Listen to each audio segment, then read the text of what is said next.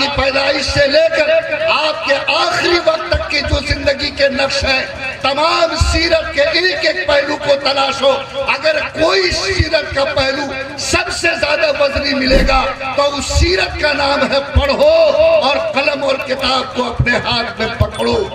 لوگو، یہ حکم ہم کو ملا آج سے 1450 سال پہلے۔ یہ زمین جب نہ تھی، یہ جہاں جب نہ تھا، چاند سورج۔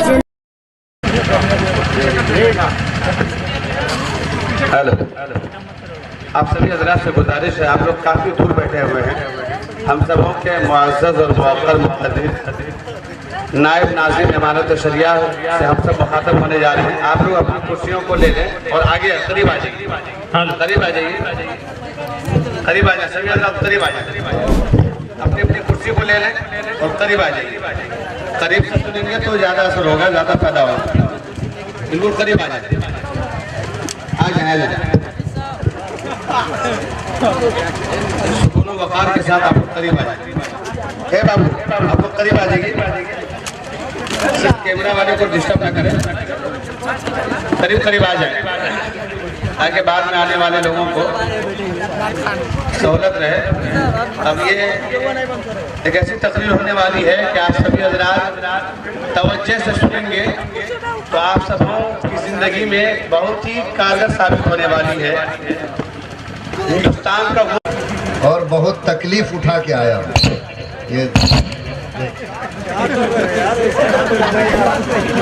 حالانکہ بالکل آواز اس میں جا نہیں رہی ہے۔ اگر واقعتاً ہم لوگ سچ مچ اپنے سماج میں کچھ بدلاؤ دیکھنا چاہتے ہیں یا اپنی زندگی میں کچھ فرق لانا چاہتے ہیں تو ہم سب کا یقین ہے کہ بدلاؤ باتوں کے سننے سے نہیں آتا بلکہ باتوں پر عمل کرنے سے آتا ہے۔ اگر اللہ تعالیٰ نے واقعتاً ہم کو آنکھ دیا، ہمارے پاس دل ہے، پتھر کی سل نہیں ہے، اور ہم کلمہ پڑھنے والے، اللہ پر یقین رکھنے والی امت ہے، تو آج جس ترازو میں آپ کو تولا جا رہا ہے اور آپ کے لیے اس ملک میں جو پیمانہ بنایا جا رہا ہے اور حالات کا طوفان کھڑا کر کے آپ کو الجھانے کی جس طرح سے کوششیں کی جاتی ہیں، ایک زندہ اور سمجھدار قوم کی پہچان یہ ہے کہ اب آپ کے لیے سونے کا وقت ختم ہو چکا ہے، جاگنے کا وقت آیا ہے، کچھ کرنے کا وقت آیا۔ اگر آج آپ نے غفلت کی آنکھ بند کی تو آپ اپنی دیوار پر لکھیے، کچھ سالوں کے بعد شاید کوئی مجھے آنسو پوچھنے والا نہیں ملے گا۔ اس لیے میں آج کے اس رات کے اس پہر میں اللہ کو گواہ بنا کر آپ کو آواز دیتا ہوں، خاص طور پر اپنی قوم کے جوانوں کو جن کو اللہ تعالیٰ نے دل اور دماغ جوان عطا کیا ہے، اور یاد رکھیے آج ملک میں جو سماج بستا ہے اس کا 60% جوان طبقہ ہے، اور جب بھی کسی سماج کے اندر بدلاؤ آتا ہے تو وہ جوانوں کے جاگنے سے آتا ہے، جوانوں کے بیدار ہونے سے آتا ہے۔ ہمارے درمیان بڑی تعداد جوانوں کی بیٹھی ہے، میں انہیں آواز دیتا ہوں کہ اللہ تعالیٰ نے آپ کو جوانی کی نعمت دی ہے، آپ کے پاس کام کرنے والا جسم ہے، آپ کے پاس سوچنے والا بہترین دماغ ہے۔ اگر آپ نے سوچنا بند کر دیا، اگر آپ نے اس سماج کو سنبھالنے کی کوشش نہیں کی تو یاد رکھیں یہ سماج پھر اٹھنے کے قابل سماج نہیں بن سکتا ہے۔ اس لیے میں یہ چاہتا ہوں کہ آپ تمام بھائیوں کو وہ بات آپ کی خدمت میں پیش کروں جو آج کے حالات میں آپ کے بدلاؤ کے لیے ضروری ہے، اور اگر آپ اس کو عمل میں لاتے ہیں تو انشاءاللہ ہمارا ایک شاندار فیوچر اور شاندار مستقبل بنے گا۔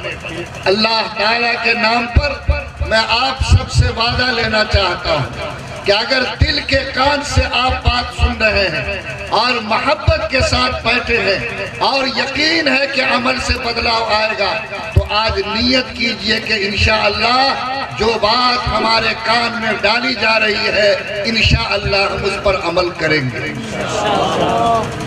ایسے نہیں ہوگا، ذرا ہاتھ اٹھاتے تو میری ہمت بڑھ جاتی۔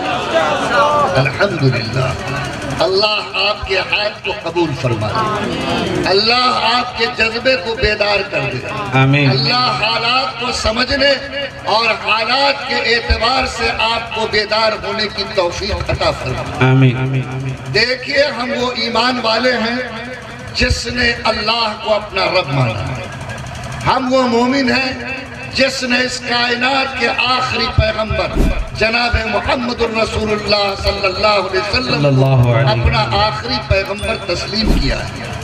آقا صلی اللہ علیہ وسلم کے آنے کے بعد دنیا کی ساری کتابیں جس میں کسی کی سیرت لکھی گئی ہو وہ بند ہو گئی۔ کوئی کتاب اگر زندہ ہے تو قرآن، کوئی سیرت زندہ ہے تو وہ جناب محمد الرسول اللہ صلی اللہ علیہ وسلم کی سیرت ہے۔ ہم اس بات پر ایمان رکھتے ہیں کہ ہماری اس دنیا کی کامیابی اور آخرت کی کامیابی جناب محمد الرسول اللہ صلی اللہ علیہ وسلم کی سیرت کو اپنانے اور آپ کے نقش قدم پر چلنے سے مل سکتی ہے۔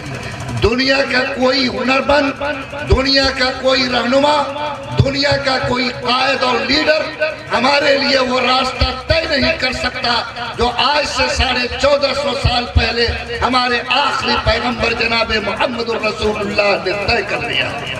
اسی آقا کی سیرت کی روشنی میں، اسی آقا کی تعلیم کی روشنی میں، اسی آقا کے بتائے ہوئے نقش قدم کی روشنی میں آج ہمیں تلاش کرنا ہے کہ آج کی تاریخ میں ہماری کامیابی کا راستہ کیا ہے۔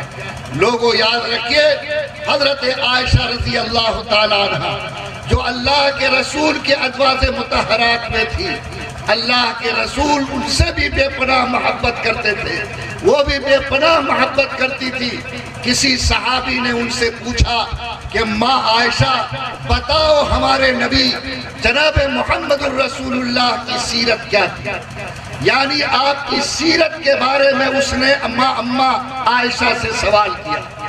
حضرت عائشہ نے اس کا کیا جواب دیا؟ انہوں نے جواب دیا، کان خلقہ القرآن، اے صحابی رسول کیا تو نے قرآن نہیں پڑھا؟ جو قرآن ہے وہی آقا صلی اللہ علیہ وسلم کی سیرت ہے، جو قرآن ہے وہی جناب محمد الرسول اللہ کی زندگی کی تصویر ہے، جو قرآن ہے وہی ہمارے آخری پیغمبر محمد صلی اللہ علیہ وسلم کی بتائی ہوئی راہ ہے۔ تو گویا اگر کوئی جناب رسول اللہ صلی اللہ علیہ وسلم کی سیرت تک پہنچنا چاہتا ہے، آپ کی زندگی میں رہنمائی کا نقش تلاش کرنا چاہتا ہے، تو اس کے لیے آج کی تاریخ میں قرآن کے پنوں کے اندر جناب محمد الرسول اللہ صلی اللہ علیہ وسلم کی سیرت کا نقش چھپا ہوا ہے۔ ہم قرآن کو کھولیں، قرآن کو دیکھیں، قرآن کو پڑھیں، اس میں آقا صلی اللہ علیہ وسلم کی زندگی کا نقش ہم کو نظر آئے۔ آئیے ہم قرآن کھولتے ہیں۔ لوگوں بتاؤ قرآن پاک کے کتنے پارے؟ 30 پارے۔ یہ 30 پارے قرآن 23 سال کی مدت میں نازل ہوئے۔ علماء کرام سے پوچھو، یہ سارا قرآن زمین پر ایک ساتھ نہیں اترا بلکہ تھوڑا تھوڑا اترا۔ لیکن سوال یہ پیدا ہوتا ہے کہ اللہ تعالیٰ نے اس زمین پر بیمار انسانیت کے علاج کے لیے قرآن پاک کی جو پہلی آیتیں نازل کی وہ آیتیں کیا تھی، اور آقا صلی اللہ علیہ وسلم کی پہلی سیرت جو آقا صلی اللہ علیہ وسلم کو غار حرا میں ملا وہ سیرت کا عنوان کیا تھا؟ لوگوں یاد رکھیے، جو قرآن کی پہلی آیتیں ہیں وہی نبی کریم صلی اللہ علیہ وسلم کی سیرت کا پہلا عنوان، اور اسی سیرت کے پہلے عنوان کے سائے میں اس امت کے لیے قیامت تک کی کامیابی چھپی ہوئی ہے۔ نبی کریم صلی اللہ علیہ وسلم پر سب سے پہلے جو آیتیں اتری، جو آقا صلی اللہ علیہ وسلم کی سیرت کا پہلا عنوان ہے، اس میں تلاش کرو کہ اللہ تعالیٰ نے اپنے آخری پیغمبر پر کیا حکم نازل فرمایا۔ اس وقت میں لوگ شراب پیتے تھے، اس وقت میں بدکاریاں عام تھی، اس وقت میں ماں کو ترکے میں بانٹا جاتا تھا، اس وقت میں لڑائیاں اتنی تھی کہ برسوں جنگ چلتی تھی، کوئی ایسی برائی نہیں تھی جو سماج میں موجود نہ ہو۔ اللہ چاہتا تو کہتا کہ نماز سب سے بڑی عبادت ہے، پہلے نماز پڑھو۔ اللہ کہتا کہ چوری سے رکو، اللہ کہتا کہ شراب کو ہم نے منع کیا، پہلے اس سے بچو۔ لیکن یاد رکھو، سب سے پہلا حکم جو قرآن کا اترا، سب سے پہلے جو نبی کریم صلی اللہ علیہ وسلم کی سیرت ملی اور آپ صلی اللہ علیہ وسلم کی زبان سے ساری دنیا کو جو پیغام ملا، وہ پیغام تھا اقرا، پڑھو اور اپنے رب کے نام سے پڑھو۔ اور پھر آگے کہا گیا کہ پڑھو اور قلم اور کتاب کو اپنے ہاتھ میں پکڑو۔ اقرا بسم ربک الذی خلق، پڑھو اس پروردگار کے نام سے جس اللہ تعالیٰ نے تمہیں خون کے لوتھڑے سے پیدا کیا ہے، اور جس نے تمہیں قلم کے ذریعے سے سکھایا ہے، اور جس نے علم جیسی نعمت کو تمہارے لیے اتارا۔ یہ اللہ کا پہلا حکم، قرآن کا پہلا حکم اس زمین پر آیا کہ پڑھو اور قلم اور کتاب کو اپنے ہاتھ میں پکڑو۔ لوگوں یہ انصاف سے بتاؤ، کیا قرآن کا جو سب سے پہلا حکم ہے، سارے قرآن کے حکم کے مقابلے میں وہ سب سے زیادہ وزندار حکم ہے یا نہیں؟ اور پورے نبی کریم صلی اللہ علیہ وسلم کی آپ کی 23 سالہ زندگی نبوت کے بعد جو آپ صلی اللہ علیہ وسلم کی شروع ہوئی، اور آپ کی پیدائش سے لے کر آپ کے آخری وقت تک کی جو زندگی کے نقش ہیں، تمام سیرت کے ایک ایک پہلو کو تلاشو۔ اگر کوئی سیرت کا پہلو سب سے زیادہ وزنی ملے گا تو اس سیرت کا نام ہے پڑھو اور قلم اور کتاب کو اپنے ہاتھ میں پکڑو۔ لوگوں یہ حکم ہم کو ملا آج سے 1450 سال پہلے۔ ہم مومن ہیں، بولو جب سے ہم پیدا ہوئے قرآن ہمارے گھر میں ہے یا نہیں ہے؟ ارے ہے یا نہیں؟ ہمارے طاق پر قرآن ہے، ہمارے بچے قرآن پڑھتے ہیں، رمضان میں ہم قرآن تراویح میں سنتے ہیں۔ لیکن جگر والے مسلمانوں، کیا تمہارے سینے میں کبھی یہ احساس پیدا ہوا کہ تم یہ بیٹھ کر سوچو کہ اس 30 پارے قرآن میں اللہ نے سب سے پہلے ہم جیسے مسلمان کو کس کام کا حکم دیا ہے؟ کیا یہ کام ہمارے پاس موجود ہے؟ کیا وہ چراغ ہمارے گھر میں جل رہا ہے؟ کیا آج یہ قوم جو قرآن کو طاق پر سجائے ہے، کیا اس کے گھر میں علم کی روشنی باقی ہے؟ کیا اس کے سماج میں علم کا چرچا ہے؟ کیا اس کے بچوں کے ہاتھ میں کتاب اور قلم ہے؟ بولو یہ سوچنا اور اس بات پر غور کرنا ایک مسلمان کی ذمہ داری تھی یا نہیں تھی؟ لیکن لوگوں فضول سمجھ کر بجھا دیا تم نے، فضول سمجھ کر جسے بجھا دیا تم نے وہی چراغ جلاؤ تو روشنی ہوگی۔ یاد رکھو آپ نے اس قرآن کے پہلے حکم کو جو اللہ تعالیٰ نے حکم دیا تھا کہ پڑھو اور قلم اور کتاب کو پکڑو، ہم نے اس حکم کو اپنی زندگی